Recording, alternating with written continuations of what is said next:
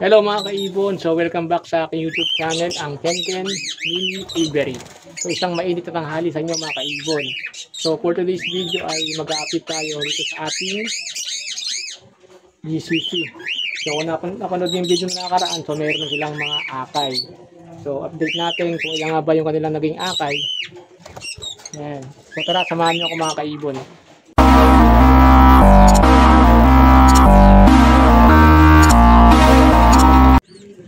So ito na nga mga kaibon at silipin na natin. So ilan na nga ba yung naging akay ng ating GCC. So ayan. So yung first time natin GCC. So first time din natin nakapagpa-akay. Ayan. So silipin na natin.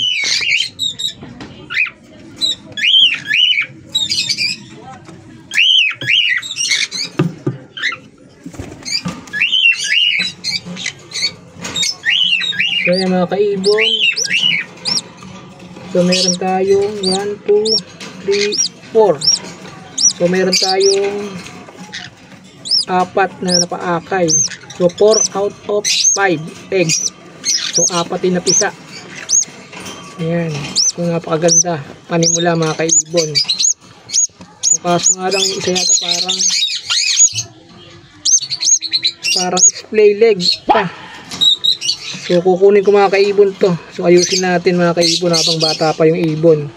So sayang naman pagka mababayaan natin na mag-display leg siya. So tara mga kaibon, kunin natin to. Ayusin natin yung ating display leg na ibon. Ayan mga kaibon, so bali bago tayo kumapit ng ibon, so wag natin kalimutan na kumapit sa patoka. So ayan, so first time lang napaakay yung GCC natin, baka manibago. Baka humawa yung amoy ng kamay natin dun sa ibon. Napatayin. So kumapit muna tayo. So kunin ko yung akay. So ayusin natin.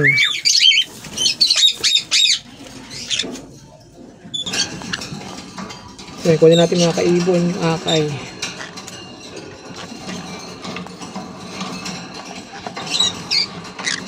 So maayos na pang maaga pa. So lalagay ko ito rito sa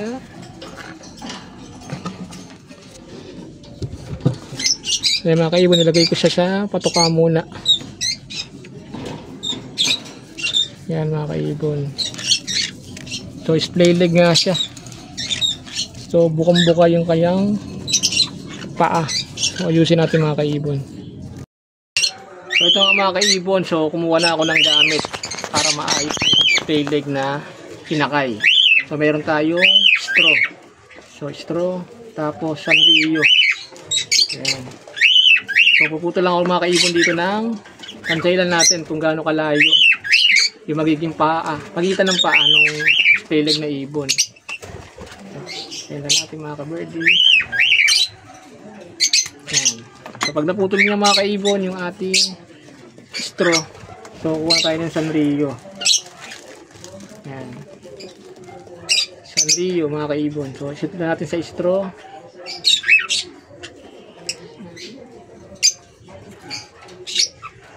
Ito na mga kaibon, so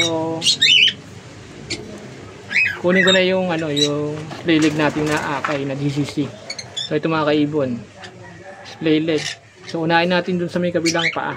So ilagay na natin yung, so bali naglagay ko rito ng tingting sa dulo para pag hinatak natin tong straw, so hindi matanggal o hindi agad matanggal yung sanrio yung nilagay natin. So malati lang natin ito mga kaibon.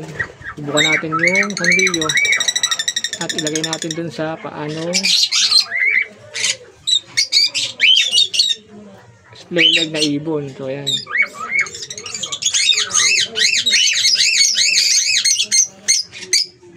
Kaya maka nilagay natin yung unang sanrio. Tapos matakilan natin at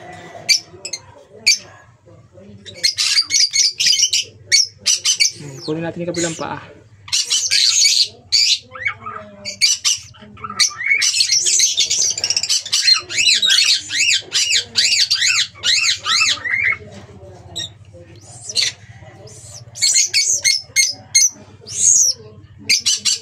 So ayan mga kaibon, lagyan na natin yung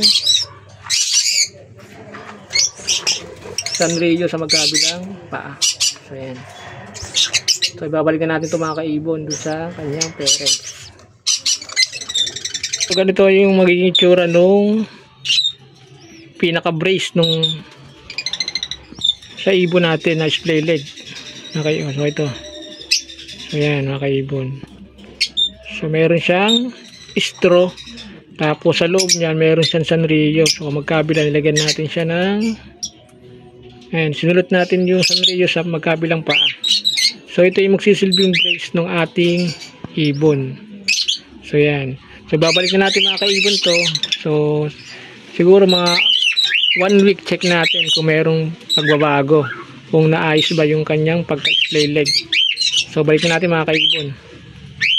So bago ko balik muna, iyan ko muna sa patuka mga kaibon.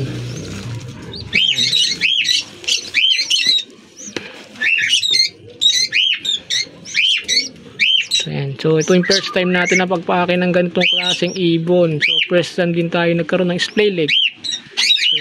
So halos ganda naman yung ginagawa natin sa mga African lovebirds natin pagka may splay leg. So ganito. So medyo effective naman ito mga kaibon. So medyo tagal ko na rin ginagawa natin ganitong pag-aayos ng splay leg. So ibalik na natin.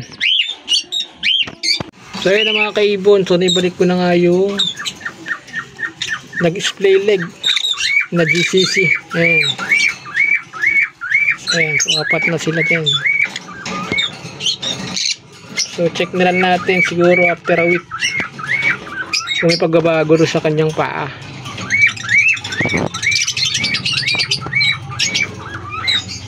Ayan.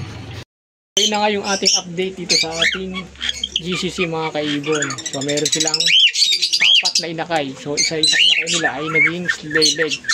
So pero ginawa na naman natin ng paraan para maayos yung kanyang paa. So siguro check natin siguro after a week kung meron pagbabago dun sa ating nilagyan ng brace. Ayan. Para maiwas siya sa pagka-splay leg. So kung pababayaan kasi natin mga kaibon na splay leg, so paglaki nga ganun talaga yun mga kaibon. So masasayang lang. So buti napansin natin na naka-splay yung kanyang leg para at least na gawa na agad ng paraan. So yun na muna yung ating update ito sa ating mga alaga mga kaibon, lalo na rin sa ating GCC. So, magandang balita mga kaibon. So meron tayong 4 na inaantay na pababa. So hanggang dito muna mga kaibon. So kung di ka pa nakapag-subscribe dito sa aking channel, ay huwag mo kalimutan mag-subscribe.